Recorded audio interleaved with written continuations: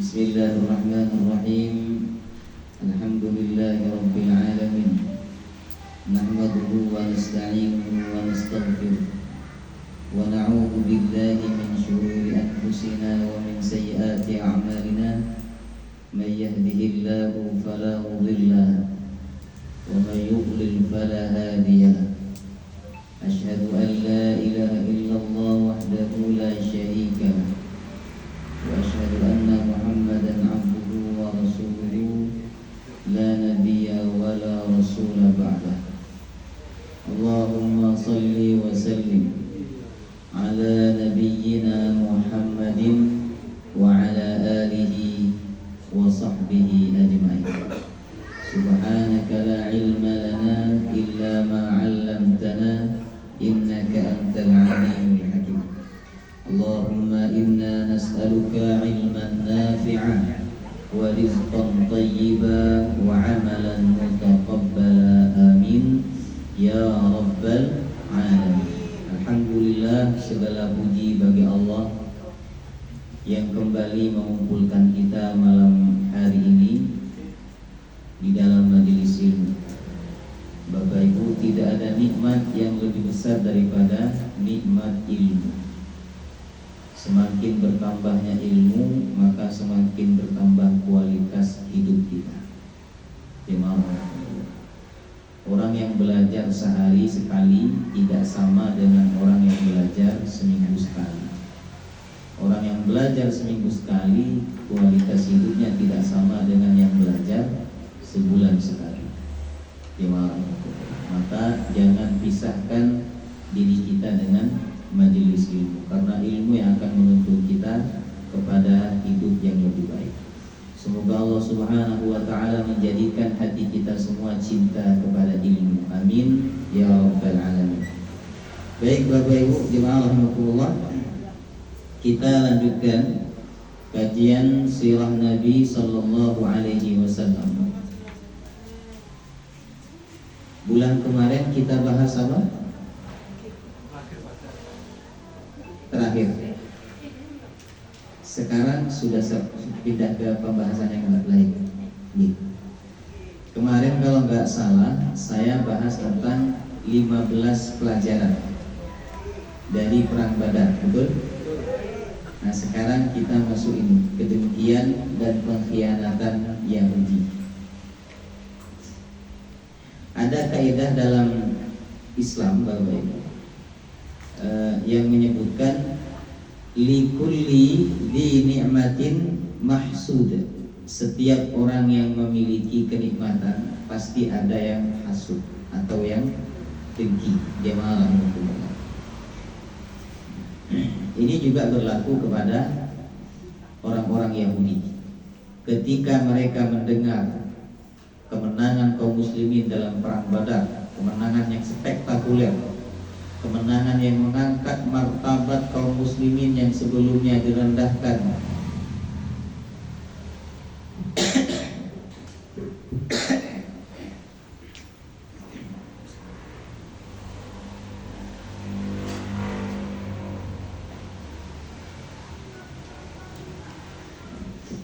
yang sebelumnya diremehkan tapi kemudian menjadi tinggi, disegani, ditakuti Bapak Ibu. Karena saat perang Badar kaum muslimin menghadapi 1000 pasukan, sedangkan mereka jumlahnya hanya 313 jemaah rahimakumullah. Ya. Nah maka kemenangan, keberhasilan kaum muslimin ini ada di antara penduduk Madinah yang tidak suka, yang tidak enak hati karena kedengkian dan kebencian dalam hati mereka. Siapa mereka? Tidak lain dan tidak bukan, mereka adalah orang-orang Yahudi Bapak Ibu. Yahudi itu memang terkenal dengan dengki kepada umat Islam. Ada beberapa kedengkian yang ditunjukkan oleh orang Yahudi terhadap umat Islam. Di antaranya yang disebutkan oleh Nabi SAW, mereka dengki dengan ucapan salam. Makanya mereka merubah ucapan salam itu menjadi Assalamualaikum. Assalamualaikum dirubah jadi Assalamualaikum. Kalau salam artinya kedamaian, kalau sam artinya kebinasaan atau kecelakaan. Mereka juga dengki dengan ucapan amin, karena amin itu menunjukkan kekompakan umat Islam. Wail maghdubi alaihim waladdallin. Amin. Karena mereka nggak punya ini dalam agama mereka. Dan mereka dengki dengan sholat Jumat, karena umat Islam begitu tampak banyak bersatu ketika melaksanakan sholat Jumat. Oleh karenanya mereka ingin membangun masjid tandingan supaya umat Islam terbelah. Dalam Islam Bapak Ibu tidak boleh membangun masjid dalam satu kampung, dua masjid, ya. Dan tidak boleh menegakkan sholat Jumat di dua masjid itu, karena akan menimbulkan perpecahan di antara umat Islam. Dulu gak ada jemaah yang tua di zaman Nabi itu masing-masing masjid mengadakan sholat Jumat, gak ada. Semua berkumpul di satu titik. Kalau sekarang kita nyebutnya masjid jami. Jami itu kan kumpul semua. Jadi masjid kecil-kecil itu gak ngadakan sholat Jumat. Mereka kumpul di masjid besar. Masjid besar itu disebut dengan jami, masjid mengumpulkan semua umat Islam, sehingga tampaklah persatuan dan kesatuan umat Islam. Tapi kalau sekarang kan setiap masjid mengadakan sendiri-sendiri, walaupun jamaahnya nggak full, jamaah yang mengadakan sendiri-sendiri.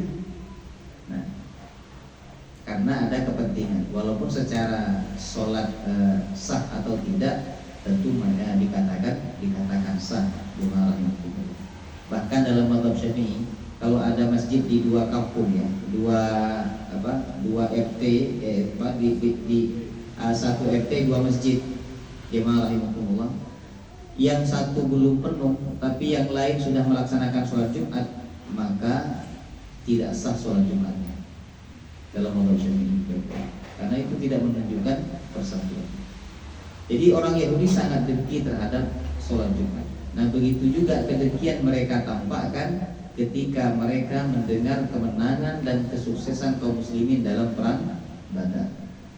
Nah, memang kita kembali tadi kepada kaidah, setiap orang yang punya kenikmatan pasti ada yang hasud, pasti ada yang dengki. Gak mungkin gak dengki, pasti ada. Makanya kita ini dilarang oleh Nabi mengeksplor. Mengeksplor itu memberitahu tentang kenikmatan, keberhasilan, kesuksesan kita. Kenapa? Karena orang yang melihat itu tidak semuanya suka.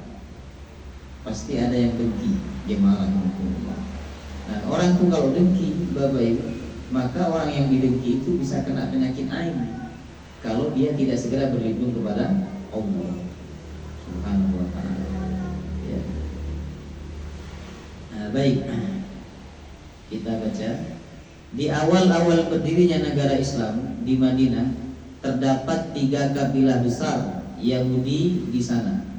Mereka adalah Yahudi Bani Qainuqa, Bani Nadir, dan Bani Quraidah. Jadi Yahudi ini kan awalnya di Palestina, kemudian mereka pindah ke Madinah. Sebagian besar di antara mereka karena menunggu kedatangan Nabi terakhir yang mereka harapkan dari kalangan bangsa mereka. Tapi ternyata Nabi terakhir itu dari kalangan bangsa Arab. Akhirnya mereka tidak mau beriman. Cuman jemaah rahimakumullah, untuk mencari aman, mereka tidak menampakkan kebencian, kedengkian, atau penentangan kepada kaum muslimin dan kepada Nabi Muhammad SAW. Maka di Madinah saat itu ada 3 kelompok Yahudi yang besar, Bapak. Bani Qainuqa, Bani Nadir, dan Bani Quraidah. Ya. Kemudian ketika Rasulullah SAW sampai ke Madinah, tahun pertama kan beliau punya 3 program. Masih ingat Bapak Ibu?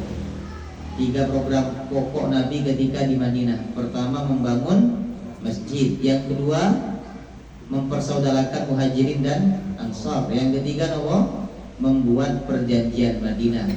Dan perjanjian itu juga diikat dengan orang-orang Yahudi, jemaah. Tetapi orang Yahudi ini karena memang wataknya pengkhianat, wataknya penuh dengan kedengkian, wataknya tidak bisa dipegang janjinya, jemaah rahimakumullah, maka berulang kali mereka melanggar perjanjian yang telah disepakati dengan Rasulullah SAW. Nah, makanya kata ulama, hendaklah kita berhati-hati kalau kita berjanji muamalah dengan orang Yahudi atau dengan orang Nasrani, karena ada banyak mereka yang bila diberikan amanah tetapi mereka tidak menunaikan amanah tersebut. Jemaah ya. Kemudian pengkhianatan Yahudi Bani Qainuqa. Setelah perang Badar tahun 2 Hijriah, Bani Qainuqa menampakkan kemarahan, kebencian serta kedengkian mereka terhadap orang Islam, sehingga mereka pun secara terang-terangan menyatakan permusuhan. Jemaah rahimakumullah. Ya. Bahkan ketika Rasulullah SAW menemui perkumpulan mereka di pasar untuk menasihati dan mengajak mereka masuk Islam, Bapak Ibu, ya, agar mereka tidak ditimpa sebagaimana yang menimpa kafir Quraisy di perang Badar. Jadi Nabi menyampaikan kepada mereka, ya ma'syara Yahud, wahai orang-orang Yahudi, kata Nabi, aslimu qabla ayyusibakum mithlu ma asaba Quraisyan. Hendaklah kalian Islam sebelum kalian ditimpa oleh apa yang menimpa orang-orang Quraisy, yaitu kekalahan, kehinaan dalam perang Badar. Jemaah itu. Tetapi orang Yahudi saat itu, Bapak Ibu, menjawab dengan respon kedengkian dan kesombongan. Kata mereka apa?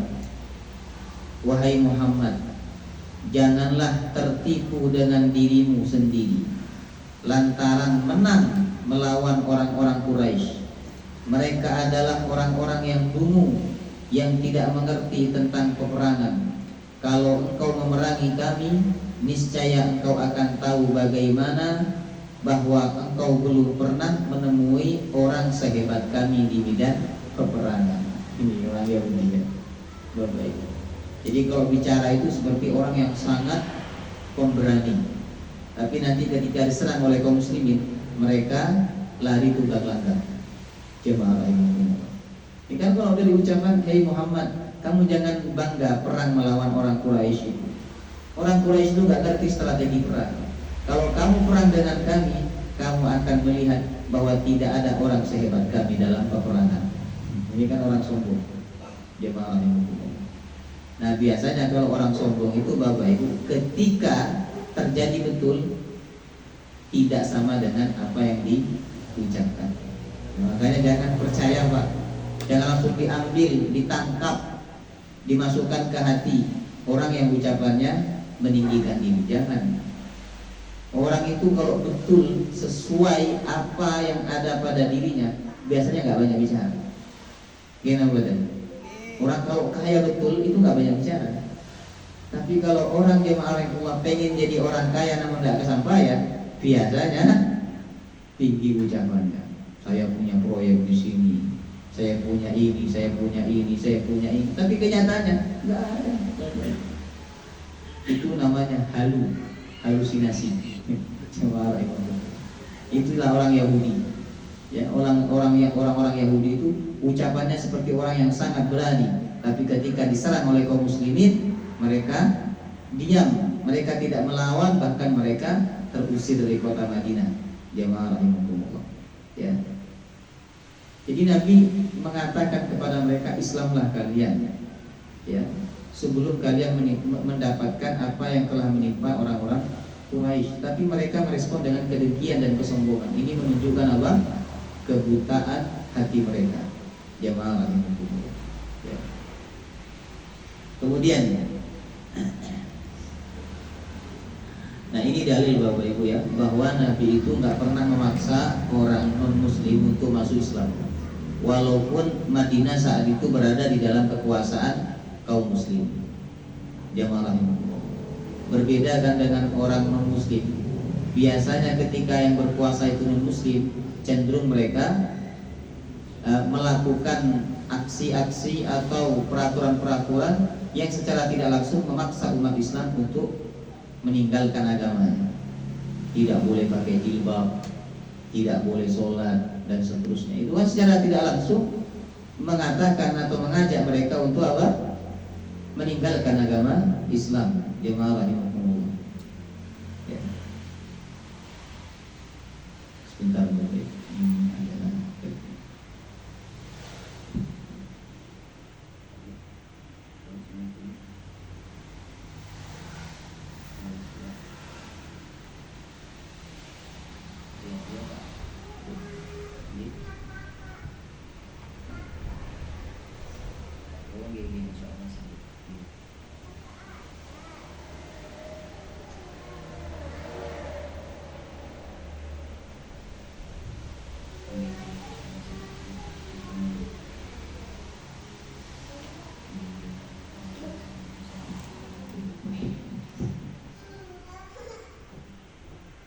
Baik, jemaah rahimahumullah.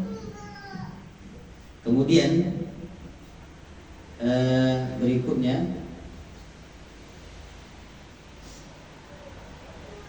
Allah Subhanahu wa taala mengatakan dalam surah Ali Imran ayat 12 bahwa perang Badar itu harusnya menjadi pelajaran ya bagi orang-orang kafir dan bagi orang-orang ahlul kitab, orang-orang Yahudi. Jemaah rahimahumullah.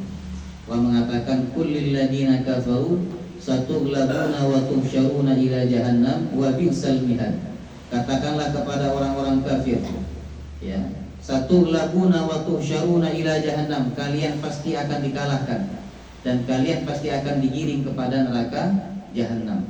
Wa bi'sal mihad, itulah sejelek-jeleknya tempat. Qad kana lakum ayatun fi fi'atainil taqata. Sungguh dalam dua pasukan besar yang saling bertemu, lalu orang-orang kafir itu kalah, ada pelajaran bagi kalian wahai orang-orang Yahudi. Kemudian wallahu yu'ayyidu binasrihi may yasha. Allah menolong siapa saja yang Dia kehendaki. Jadi harusnya perang Badar Bapak Ibu menjadi pelajaran bagi orang-orang kafir bahwa Islam itu agama yang benar. Kalau nggak benar nggak mungkin ditolong oleh Allah. Bayangkan 300 lawan 1000. Kalau mengandalkan kekuatan manusiawi tidak mungkin. Jemaah rahimahumullah. Ya. Kemudian Yahudi Bani Qainuqa semakin menjadi-jadi. Jadi mereka tidak hanya dengki kepada kaum muslimin karena menang dalam perang Badar, tapi mereka juga melakukan aksi-aksi Bapak Ibu yang menyakiti hati kaum muslimin. Di antaranya adalah mereka mengganggu wanita muslimah. Suatu hari ada wanita muslimah datang ke pasar Bani Qainuqa. Ia menghampiri pedagang Yahudi lalu melakukan transaksi jual beli. Namun orang Yahudi itu ingin melihat wajah sang muslimah dengan berusaha membuka cadarnya. Muslimah itu berusaha mencegah. Tanpa sepengetahuan wanita itu, datang lagi lelaki Yahudi di sisi lainnya. Lalu ia menarik ujung cadarnya dan tampaklah wajah muslimah tersebut. Ini dalil ya bahwa wanita di zaman Nabi itu pakai cadar.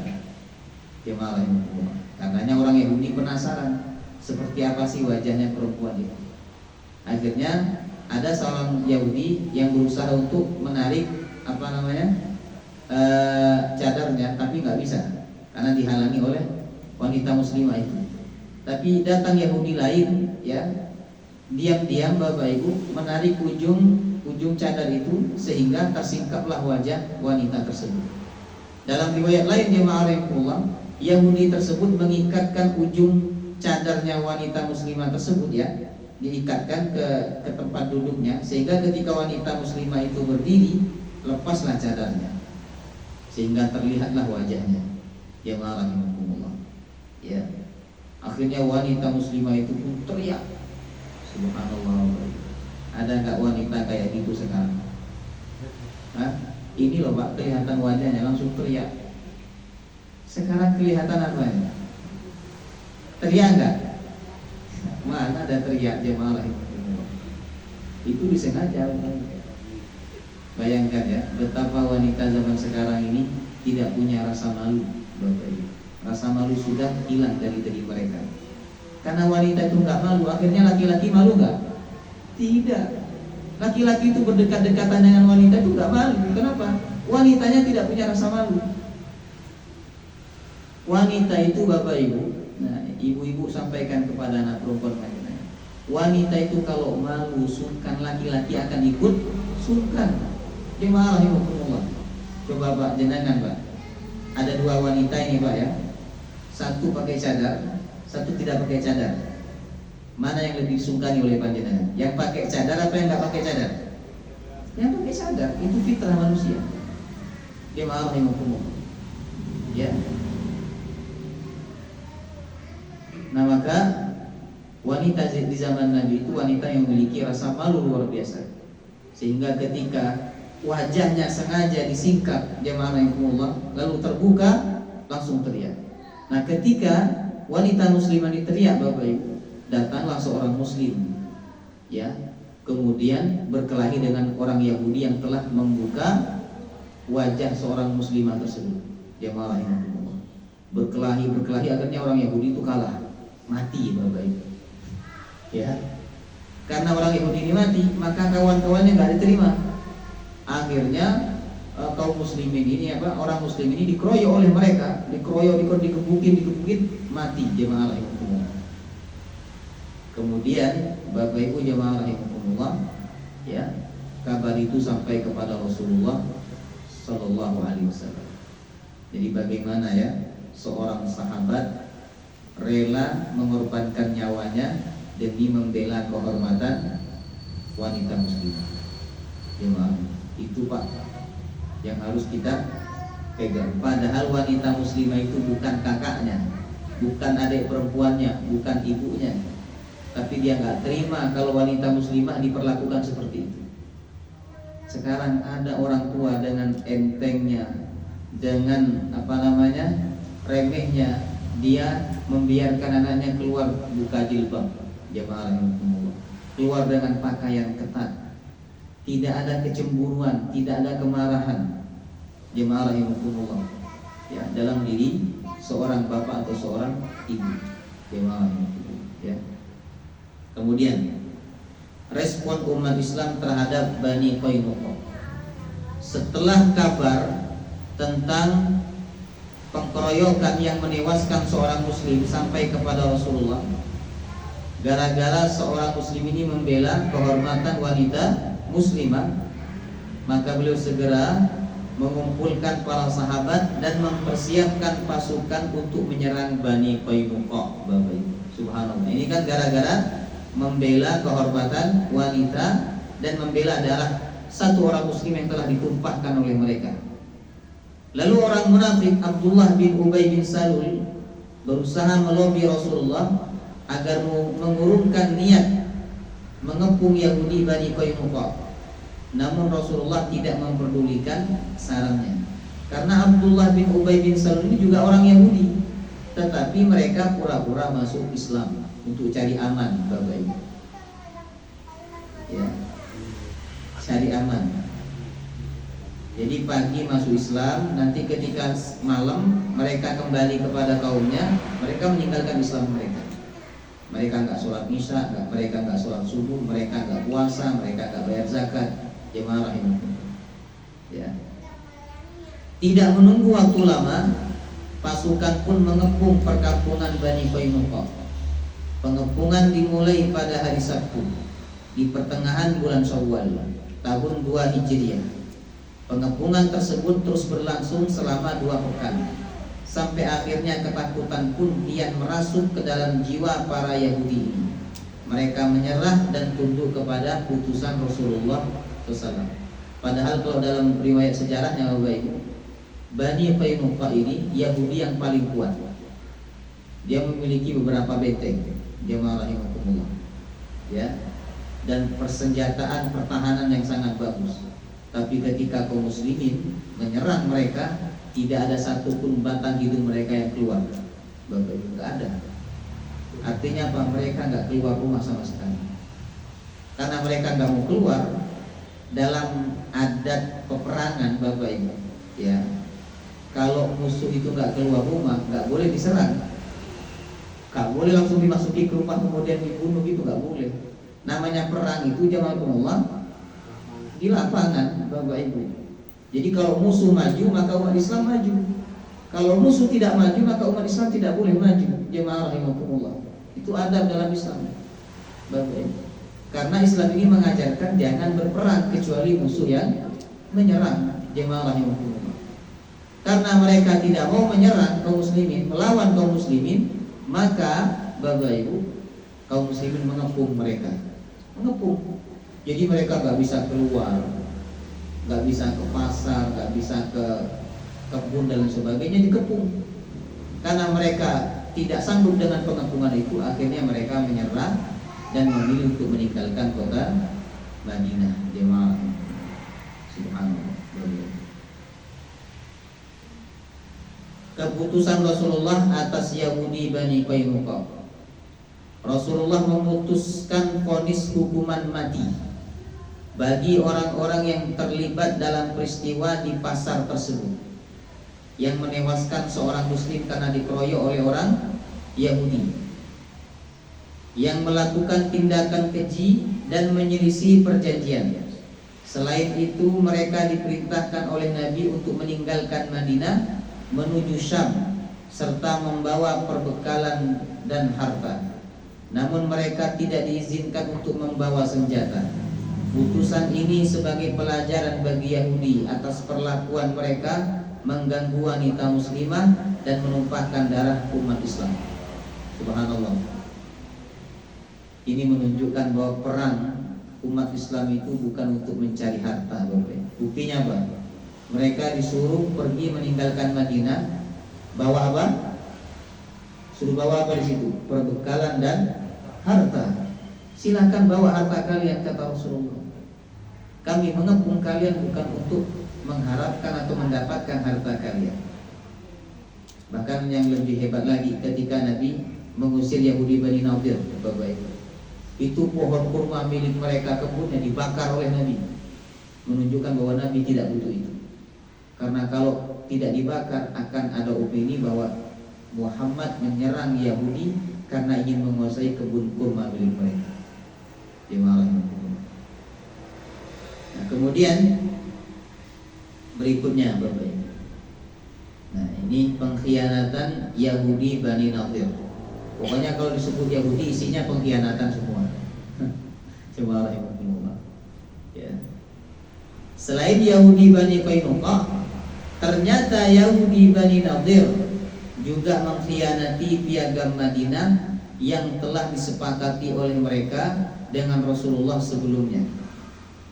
Maka Rasulullah dan kaum muslimin mengepung mereka lalu mengusir mereka dari kota Madinah.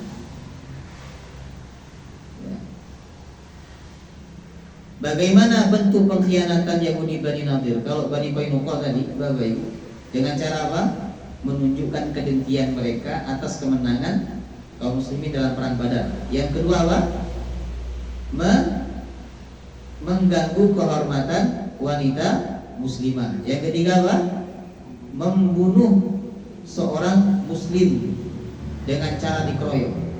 Nah, sedangkan Yahudi Bani Nadir, bentuk pengkhianatannya pertama, merusak perjanjian mereka dengan Rasulullah bahwa mereka tidak akan mengganggu umat Islam. Tapi nyatanya mereka ini suka ganggu umat Islam, Bapak Ibu. Bahkan mereka menjalin persekongkolan dengan kafir Quraisy untuk memerangi Rasulullah dan para sahabatnya. Kemudian yang kedua, jemaah, melakukan percobaan pembunuhan terhadap Rasulullah. Nah, dikatakan dalam suatu riwayat, ketika Rasulullah dan beberapa sahabatnya datang ke Yahudi Bani Nadir, kampung Yahudi. Jadi di Madinah itu ada 3 kampung Yahudi besar ya, Bani Nadir, Bani Qainuqa, Bani Quraidah. Nabi datang kepada kampung Yahudi Bani Nadir untuk meminta diat, karena mereka telah melanggar perjanjian. Jadi harus bayar diat. Kalau nggak bayar mereka harus terusir dari kota Madinah, Bapak Ibu. Nah, ketika Nabi sampai ke kampung Yahudi Bani Nadir, Nabi duduk bersandar di sebuah dinding. Kemudian beberapa kelompok orang Yahudi Bani Nadir berkata, adakah di antara kalian yang mau menjatuhkan batu besar kepada Muhammad sehingga dia mati. Kemudian ada di antara mereka namanya Miskam bin Maslamah. Jemaah rahimakumullah. Miskam bin Maslamah ini berkata, jangan kalian lakukan. Muhammad itu seorang nabi, seorang rasul. Pasti dia diberitahu oleh Tuhannya. Maka kemudian jemaah rahimakumullah, mereka tidak memperdulikan saran daripada Miskam bin Maslamah ini. Akhirnya mereka pun ingin melakukannya. Mereka sudah mengambil batu besar, Bapak Ibu, untuk dijatuhkan kepada kepala Rasulullah dari atas dinding tersebut. Kemudian Rasulullah didatangi oleh malaikat Jibril. Wahai Muhammad, mereka punya rencana untuk membunuh engkau. Tinggalkan tempat ini.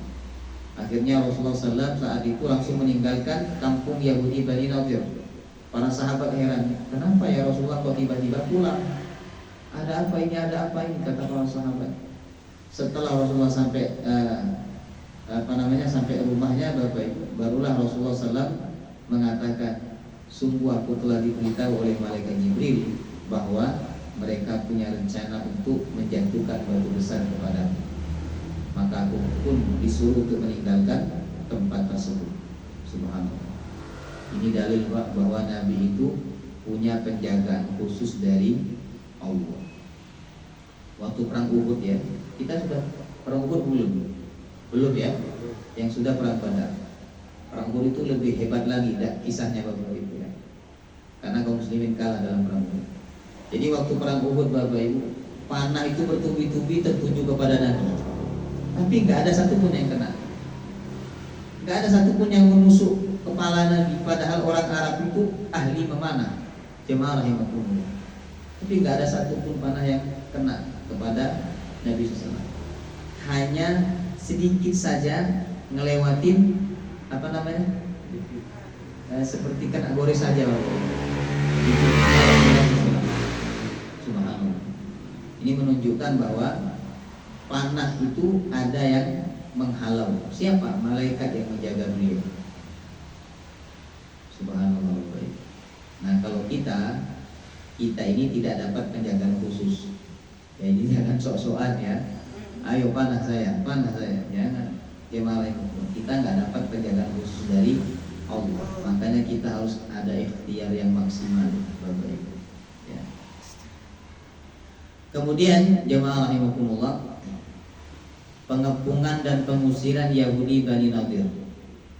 Tidak beberapa lama setelah peristiwa percobaan pembunuhan terhadap Nabi, beliau mengutus Muhammad bin Maslamah untuk menyampaikan keputusan Rasulullah kepada Bani Nadir. Muhammad bin Maslamah berkata kepada mereka, keluarlah kalian dari Madinah. Aku beri kalian tenggang waktu 10 hari. Jika aku menemukan kalian setelah 10 hari tersebut, akan aku tebas batang lehernya. Jadi sama Nabi mereka dikasih waktu 10 hari untuk berkemas-kemas meninggalkan kota Madinah. Kalau lewat 10 hari kalian masih di situ, kata Muhammad bin Maslamah dalam surat itu ya, maka kata Nabi, aku akan tebas batang leher kalian. Subhanallah. Ternyata mereka dapat 10 hari Bapak Ibu tetap di kota Madinah. Mereka tidak keluar dari kota Madinah, jemaah. Kenapa? Sebab mereka dijanjikan bantuan pasukan oleh orang-orang munafik apabila mereka berperang melawan kaum muslimin. Ya. Nah, Allah sebutkan kisah tentang pengusiran Yahudi Bani Nadir di surah Al-Hasyr. Jemaah rahimakumullah. La in qutilu la yansurunahu. Kalau kalian la in qutiltum lanansurannakum, kata orang munafik. Jika kalian diperangi, kami sungguh akan menolong kalian. Itu janji mereka. Dipegang oleh mereka Bapak Ibu. Tetapi mereka ini tidak tahu bahwa orang munafik itu suka mengingkari janji. Dapat 10 hari mereka tidak keluar. Akhirnya diserang oleh kaum muslimin. Jemaah rahimakumullah. Nah, ketika mereka diserang, mereka berharap orang-orang munafik itu mengirimkan bantuan, tapi ternyata satu pun tidak ada. Akhirnya jemaah rahimakumullah, mereka dikepung oleh kaum muslimin sampai mereka menyerah. Setelah mereka menyerah, Bapak Ibu, mereka kemudian diusir oleh Rasulullah SAW dari kota Madinah Al-Munawwarah. Nah, untuk Yahudi Bani Nadir ini, ya, tidak boleh membawa harta atau perbekalan kecuali yang bisa dibawa oleh onta saja. Tidak boleh lebih daripada itu. Jadi kalau onta itu bisa mengangkat beban 200 kilo misalnya, sudah, ya segitu aja yang bisa dibawa, lebihnya nggak boleh. Ya. Nah, kemudian Rasulullah SAW membakar semua kebun-kebun milik orang Yahudi Bani Nadir supaya tidak ada fitnah bahwa Rasulullah mengepung mereka dan mengusir mereka bukan untuk menguasai harta mereka, tapi karena mereka telah menodai perjanjian dan mereka punya rencana untuk membunuh Rasulullah Sallallahu Alaihi Wasallam. Baik, ini yang terakhir ya. Yang terakhir yaitu pelajaran yang dapat diambil jamaah rahimahumullah dari pengkhianatan dan kedengkian orang-orang Yahudi. Ya, pengkhianatan dan kedengkian orang-orang Yahudi. Yang pertama, Islam merupakan agama yang sangat toleran terhadap non-muslim. Ketika Islam yang berkuasa membiarkan mereka dengan aman tanpa diganggu, bahkan kafir zimmi dilindungi dan dijamin ketenangan hidup mereka di negeri Islam. Namun hal ini tidak dirasakan oleh minoritas muslim yang tinggal di negeri kafir. Bagaimana mereka dipersulit untuk pakai jilbab, dipersulit untuk apa? Untuk sholat, dipersulit membangun masjid, dipersulit untuk adzan dan lain sebagainya. Jemaah, coba non muslim tinggal di negara Islam, Bapak Ibu, apakah dipersulit? Tidak. Jemaah, mereka tidak dipersulit. Mau pakai pakaian apapun silahkan. Jemaah, kemudian mau beribadah seperti apapun silahkan, tidak dipersulit. Karena dalam Islam memang tidak ada paksaan untuk beragama. Kenapa orang beragama itu nggak boleh dipaksa? Ya Pak, halo, ya enggak ngantuk. Jadi saya tanya, kenapa orang beragama itu nggak boleh dipaksa? Kan memaksakan bagus dong. Kalau dipaksa nanti masuk Islam, nanti masuk surga. Maksa orang masuk surga itu boleh nggak? Maksa orang masuk surga boleh nggak? Ayo ikut saya ke surga. Nggak mau. Ayo ikut. Baik nggak itu? Baik. Kenapa nggak boleh memaksa ibu-ibu? Karena kalau dipaksa itu tidak akan cinta. Kalau cinta nggak akan melaksanakan ajarannya. Kalau terpaksa. Misalnya orang nikah masuk Islam nih, karena apa? Menikah dengan wanita muslimah. Terpaksa atau itu? Terpaksa banget itu. Kalau dia nggak menikah nggak mungkin masuk Islam. Misalnya jemaah. Nah, maka lihat orang yang Islamnya kayak gini, biasanya dia akan meninggalkan ajaran Islam, lama-lama balik menjadi Kristen. Kecuali pasangan yang perempuannya itu kuat. Saya punya kawan Bapak Ibu, dia orang Bali ya, agamanya Hindu. Dulu waktu beragama Hindu, dia termasuk ustadznya. Jadi dia cerita sama saya, dulu ustadz, saya ini ustadznya Hindu.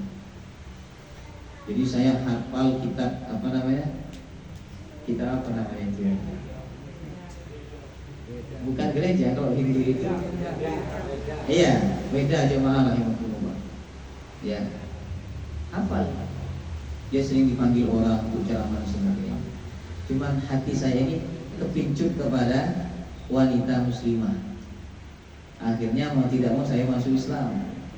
Dan kebetulan istri saya ini Ustaz, saat keluarga Islamnya kuat.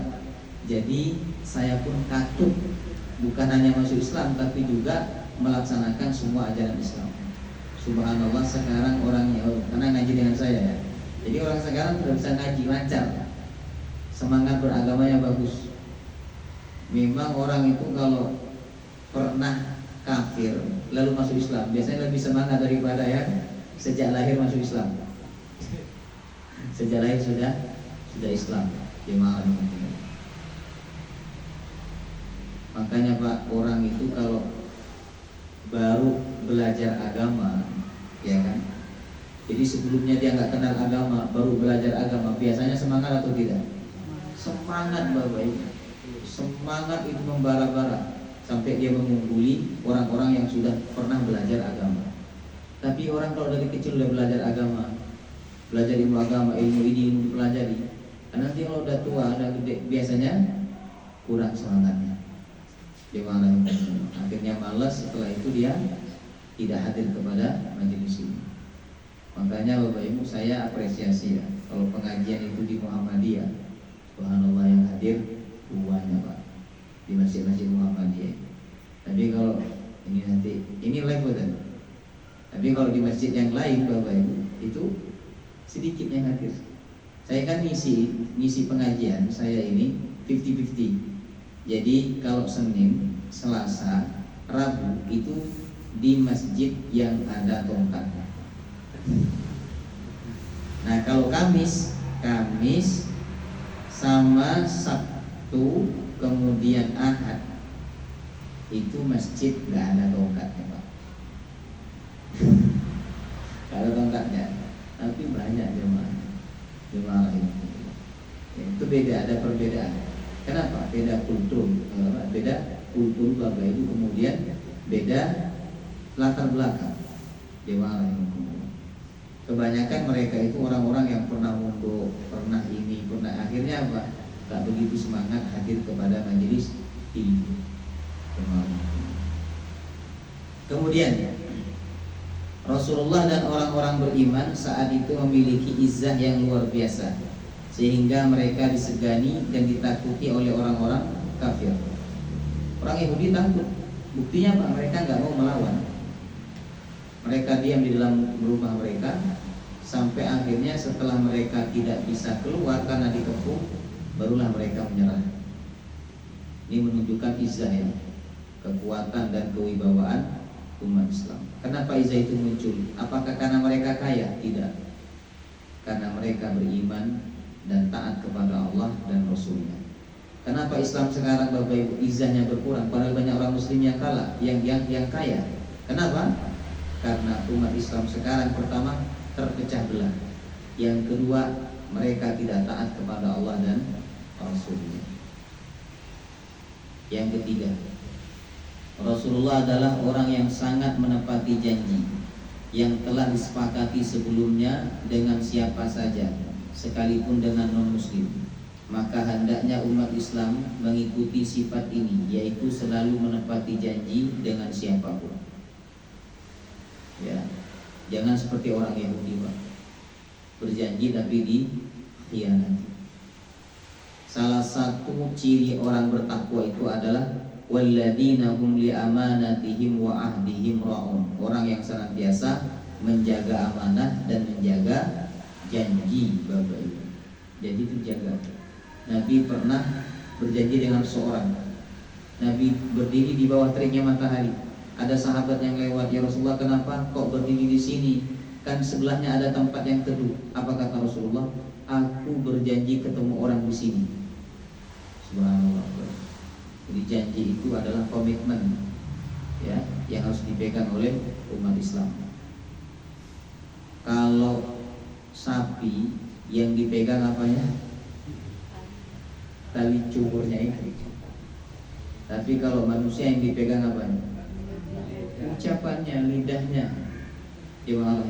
Kalau lidahnya udah nggak bisa dipegang, baik, maka hilanglah marwah keislaman. Yang keempat, hendaknya orang berhati-hati terhadap orang Yahudi, karena mereka hatinya dipenuhi dengan kedengkian, kebencian, dan pengkhianatan. Yang kelima, mulianya kedudukan kaum perempuan dalam Islam. Dengan ketinggian dan kemuliaannya, maka Islam tidak akan membiarkan perempuan dilecehkan. Agama mana yang lebih menjunjung tinggi kedudukan perempuan selain Islam? Agama mana coba? Tidak ada, hanya agama Islam.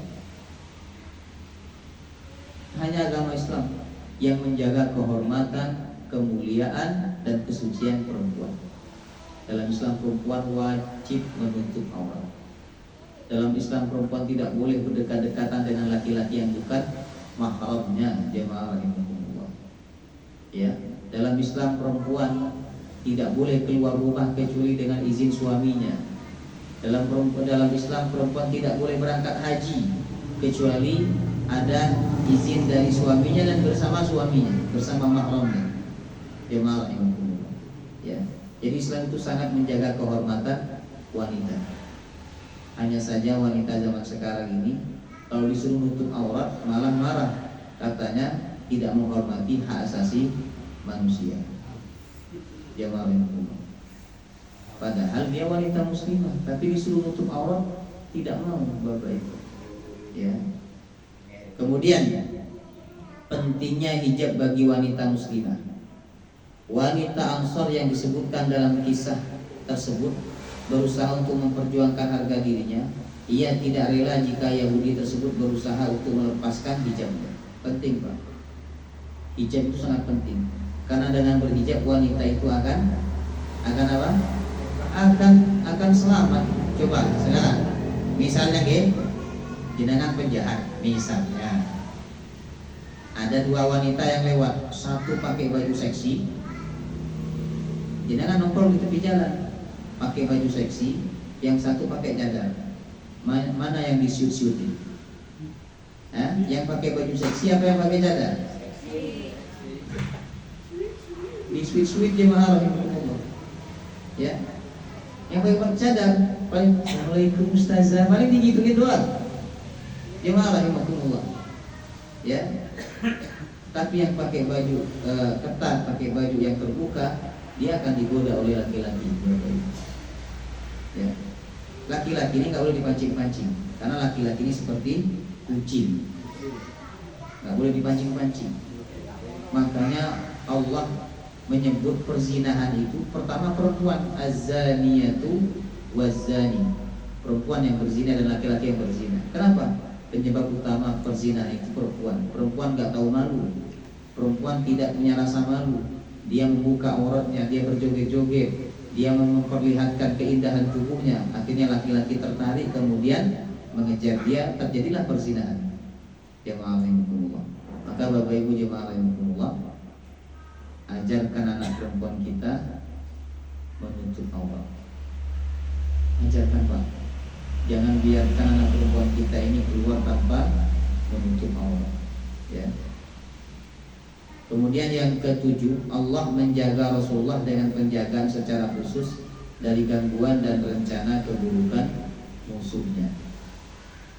Sebagaimana kisah tadi ya.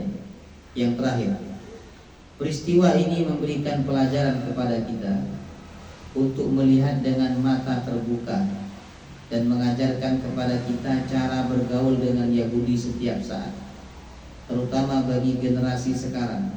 Mereka harus belajar dari pengalaman orang-orang dahulu supaya tidak terjerumus dalam langkah mereka dan menyebabkan hati tertutup mengikuti jejak mereka, orang-orang Yahudi. Ya. Wallahu ta'ala alam bissawab.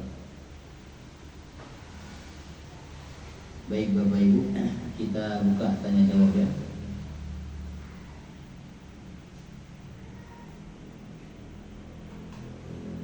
Ada pertanyaan? Pertanyaan bebas Pak. Silakan. Tanya hukum, tanya silah lebih silakan.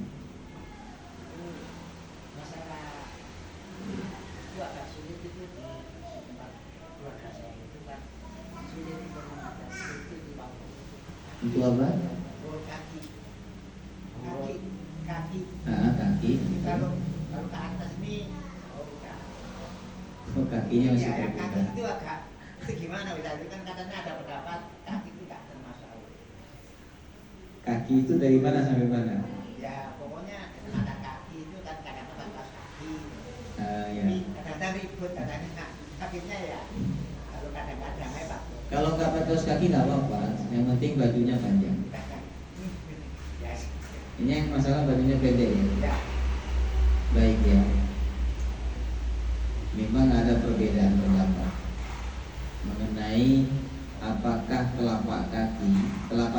itu berarti dari mata kaki ke bawah. Oke. Sama dengan telapak tangan. Telapak tangan itu dari mana? Dari pergelangan ini Pak, sampai ujung jari ke telapak tangan.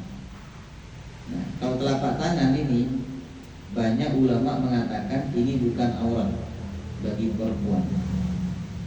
Yang aurat itu kalau terbuka di atas telapak tangan. Nah, bagaimana dengan kaki?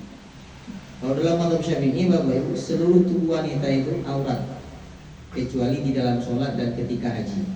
Dia wajib membuka wajahnya. Tapi di luar itu wajib pakai cadar. Ibu-ibu mazhabnya apa? Hah? Dengan mazhabnya apa? Syafi'i, Maliki, Hanafi atau Hambali? Atau enggak punya mazhab? Baik. Kunut subuh Ustaz, kalau subuh saya berarti Syafi'i. Kalau Syafi'i pakai cadar enggak? Wajib. Oh enggak ya, enggak jadi kunut subuh saya Ustaz. Baik ya. Kalau mazhab Maliki, cadar itu enggak wajib. Bapak Ibu, enggak wajib. Karena ada wanita datang kepada Nabi dalam keadaan wajahnya terbuka. Artinya apa? Tidak semua wanita di zaman itu menutup wajah. Nah, kalau dalam mazhab Hanafi, ini mazhab yang paling ringan ya, dalam urusan aurat perempuan. Dalam mazhab Hanafi itu aurat perempuan yang bukan termasuk aurat 3: wajah, telapak tangan, sama telapak kaki. Ya, karena susah bagi wanita kalau harus menutup telapak kakinya. Pakai sepatu, kemana-mana pakai sepatu susah. Nah, ya sekarang ada kaos kaki. Bagaimana dengan orang-orang yang hidup di mana tidak ada kaos kaki di situ misalnya? Orang Arab pun nggak ada yang pakai kaos kaki, ya kan? Yang perhatikan orang Arab. Mana ada pakai kaos kaki, bajunya panjang sampai melilit ke tanah, jemaah rahimahumullah. Nah, sedangkan orang kita ini kan bajunya pendek di atas mata kaki. Nah, maka kalau dalam mazhab Hanafi, telapak kaki itu tidak termasuk aurat. Tapi saya lebih cenderung pendapat mengatakan telapak kaki aurat. Jemaah rahimahumullah. Kenapa? Karena kaki itu bagian yang juga jarang terlihat Bapak Ibu. Sehingga kecuali tangan ya, tangan sama telapak tangan sama wajah ini sesuatu yang biasa terlihat. Tapi kalau telapak kaki ini dalam mazhab Maliki sesuatu yang jarang terlihat dari wanita, karena wanita pada zaman dahulu pakaiannya panjang. Sehingga beliau menghitung itu sebagian daripada aurat. Baik. Lebih baiknya ditutup, ya. Lebih baik ditutup, ya Pak. Pakai kaos kaki atau pakai baju yang panjang. Walaupun hitam kakinya Ustaz, ya walaupun hitam, gak mentang-mentang hitam pudisan gak ditutup, ya tetap ditutup. Kadang ya, cadar itu hanya untuk orang cantik, tidak. Semua wanita itu harus pakai cadar kalau dia pengen pakai cadar. Kenapa? Karena cantik dan tidak cantik itu sama-sama fitnah, ya kan? Ini Pak, ada orang jelek nih, ada laki-laki nih wajahnya nggak tampan, pokoknya jelek lah. Kira-kira seleranya dia wanita cantik atau wanita jelek? Oh cantik juga ya. Harusnya kalau dia sadar diri, selera dia pasti selera orang-orang yang tidak cantik Bapak Ibu. Gak cantik, biasa. Dia rahimahumullah. Walaupun dia pengen wanita cantik kan, tetapi pasti dia akan mundur karena dia insecure kata orang sekarang. Pasti dia memilih yang biasa, yang jelek. Dia rahimahumullah. Nah, sehingga di mata dia wanita yang tidak cantik itu kelihatan cantik atau tidak? Kelihatan cantik Bapak Ibu. Makanya yang cantik atau yang jelek sekalipun tetap pakai cadar dalam mazhab Syafi'i. Ya. Jadi lebih aman kakinya juga ditutup. Nah, Nah, berusaha bagaimana agar keluarganya bisa menutup telapak kakinya ketika dia keluar rumah. Walaupun kita tidak boleh memaksakan seseorang yang mengikuti satu mazhab tertentu ya. Allah taala alam. Ada lagi? Ustaz Afwan, Ya. tanya, ini terkait dengan tadi kasusnya wanita kemudian ketika pada zamannya Nabi dilindungi atau memang Islam benar-benar memuliakan. Nah sekarang fenomenanya sudah jauh beda dari situ. Saya melihat masalahnya sebenarnya bukan hanya ketika kemudian Islam memang pada saat itu Islam diterapkan. Nah sekarang saat ini kan kondisi berbeda. Jadi saya melihat itu karena memang pertama ketakuan individu dari masing-masing muslim atau muslimah.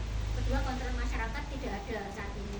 Kemudian negara seolah-olah membiarkan, maksudnya sistem seperti itu. Jadi bukan kemudian wanita tidak mau istilahnya menutup aurat, tapi itu seolah-olah jadi hal yang pemakluman ketika kemudian sistem Islam itu tidak diterapkan. Pada saat itu kan memang Islam itu benar-benar diterapkan dan syariat Islam itu memang benar-benar diterapkan seperti itu. Jadi ngapunten ketika kemudian orientasinya berbeda. Kalau dulu kan memang mencari ridha Allah. Kok sekarang kan orientasinya ngapunten. Ketika muslimah itu tidak cantik, berdandan atau tidak menutup aurat atau istilahnya itu nanti kalau penggawean nanti awakmu kalah seperti itu. Jadi fenomena yang terjadi seperti itu.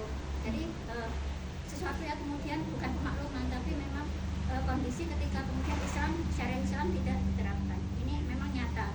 Jadi mungkin upaya kami sebagai orang tua seperti itu ya, ketika punya anak muslimah memang dakwahnya ke keluarga seperti itu, saling mengingatkan. Kemudian juga terkait dengan fenomena yang istilahnya ketika kemudian Islam sudah bukan jadi aturan gitu, bahkan sekarang Islam itu hanya jadi tontonan bukan tuntunan seperti itu. Jadi ketika kemudian ada fenomena Islam muslimah bercadar, itu hal yang kemudian itu kan zaman dulu seperti itu kan zamannya Arab seperti itu. Padahal sebenarnya itu kan kalau kita bilang Arab, pakaian Arab kan tidak seperti itu.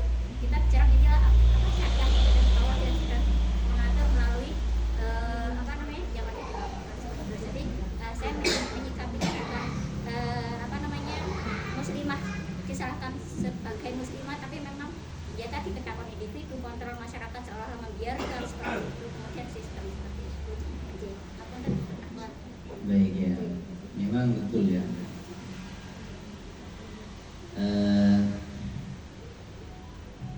Sekarang kalau pakai jilbab panjang itu diomongin, pakai mukena katanya. Baik, nggak apa-apa baik. Jilbab panjang itu lebih menutup. Kenapa? Karena lekukan badan nggak akan kelihatan. Tapi kalau jilbabnya pendek masih kelihatan lekukan badan. Lebih baik jilbab panjang. Ya. Intinya semua karena ilmu ya. Jadi berikan pemahaman ilmu agama yang benar terhadap anak-anak perempuan kita, ya, keluarga kita, supaya mereka menutup aurat ketika keluar rumah maupun di luar rumah ketika ada laki-laki yang bukan mahramnya. Dan jangan takut tidak dapat kerja kalau pakai jilbab, karena banyak orang berjilbab kerja dengan gaji yang besar, banyak ya, dokter, kemudian banyak karyawan, banyak pejabat-pejabat yang bisa tetap bekerja dengan jilbab. Ya kalau di luar negeri oke. Tapi kalau di Indonesia jemaah rahimahullah masih bisa insyaallah. Yang penting prinsip harus dipegang.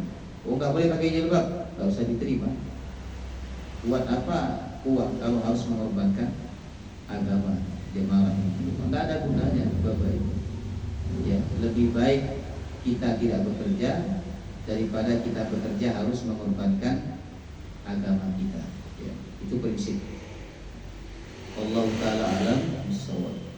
Kita berjumpa lagi insyaallah bulan Desember akhir tahun Bapak Ibu insyaallah. Subhanakallahumma wa bihamdika asyhadu an la ilaha illa anta astaghfiruka